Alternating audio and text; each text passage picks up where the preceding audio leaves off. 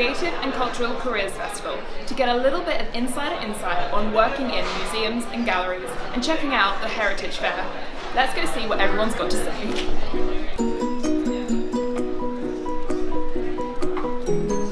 If you contact a museum, you can just do it, a cold calling kind of thing. They often keep a database of volunteers contacts, so that with what they're interested in.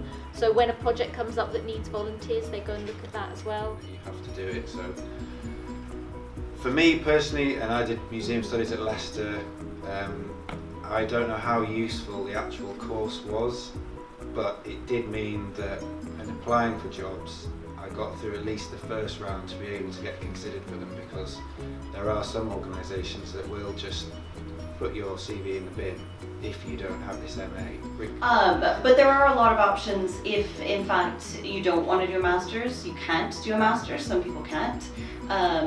It isn't required for all fields, and curation is a really big part of museums, and it's that connection to the collections is central to what a museum is.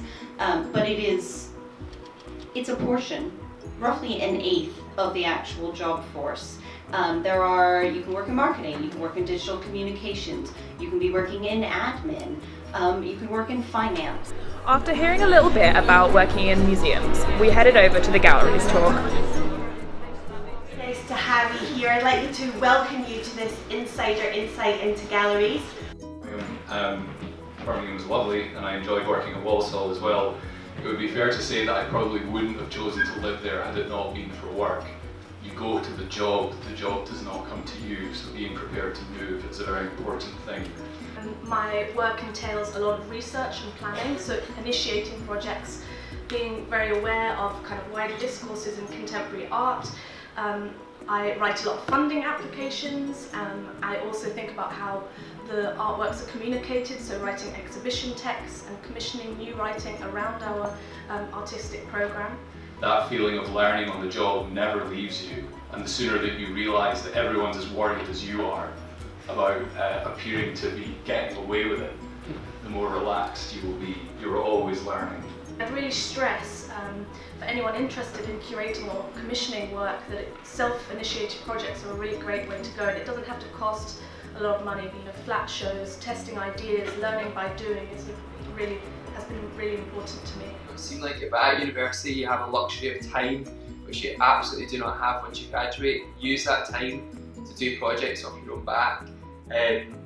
Again, it's something that goes on your CV, and it also makes you visible out with the sort of internal network that you're in at university.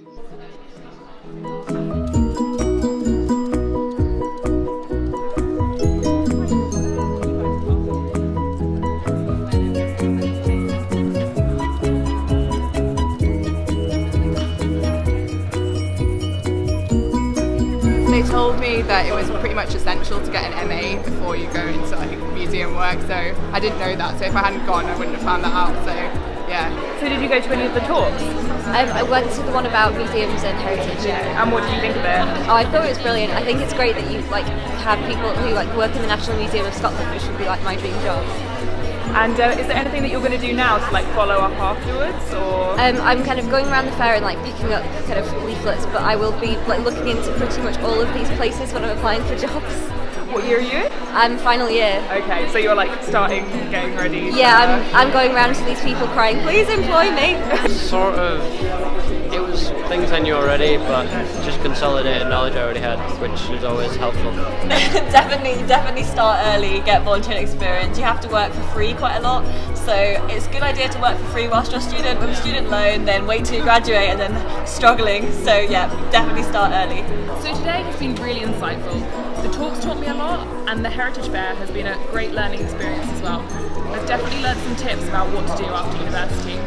Don't forget to check out the rest of the Career Festival events this